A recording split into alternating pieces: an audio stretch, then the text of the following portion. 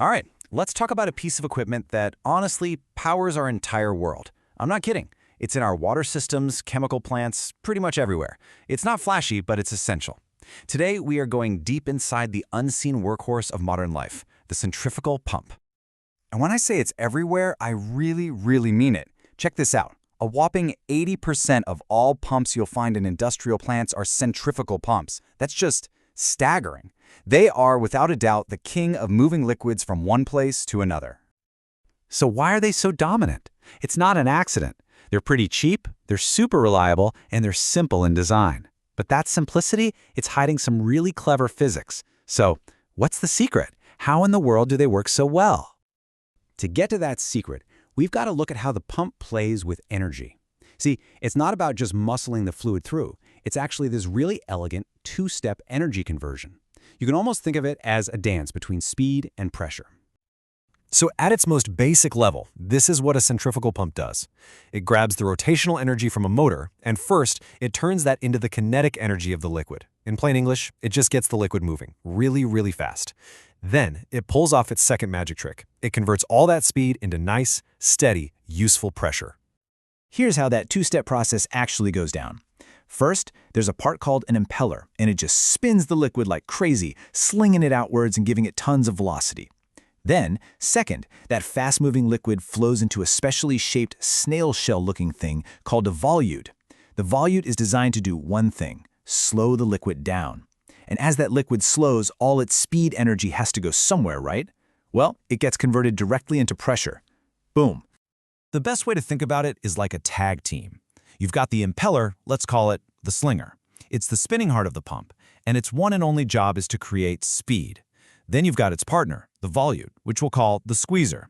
It's stationary, and its clever shape creates resistance, slowing the fluid down to build up that final pressure.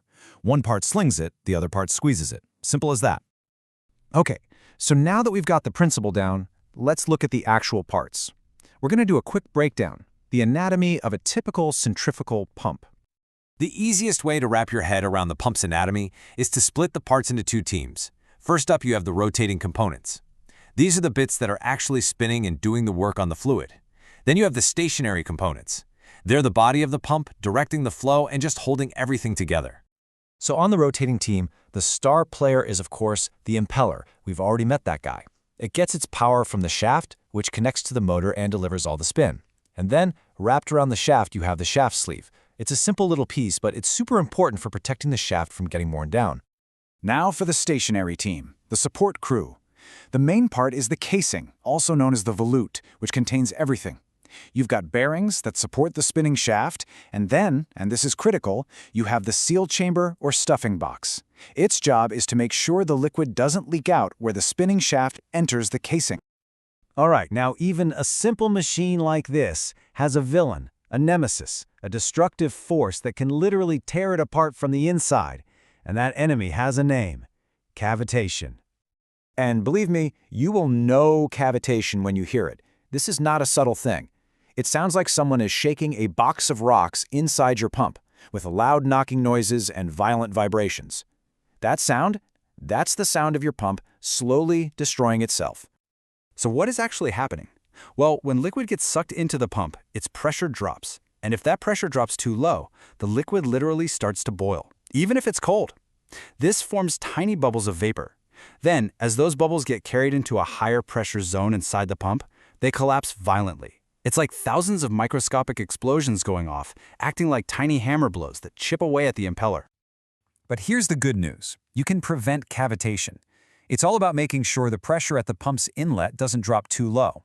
So you want to keep your inlet pipe short and wide, get rid of any sharp bends, and make absolutely sure you're not sucking any air into the line.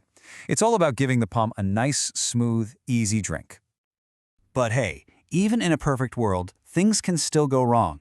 So let's wrap this up with a super quick troubleshooting guide for some of the most common pump problems you might run into.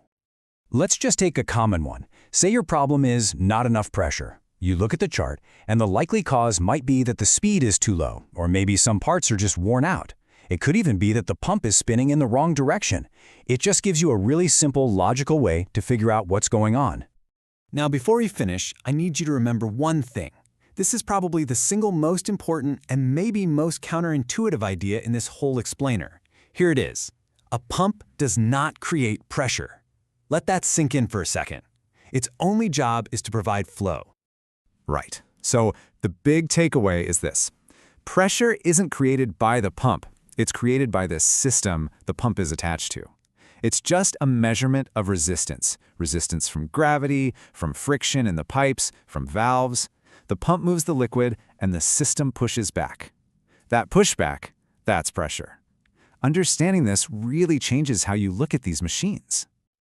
So there you have it. The centrifugal pump. It's a masterpiece of elegant simplicity, right? Just a two-step dance of energy that keeps our world running. So the next time you turn on your faucet, or see a water tower, or drive past a refinery, you'll know the secret of the unseen workhorse hiding inside.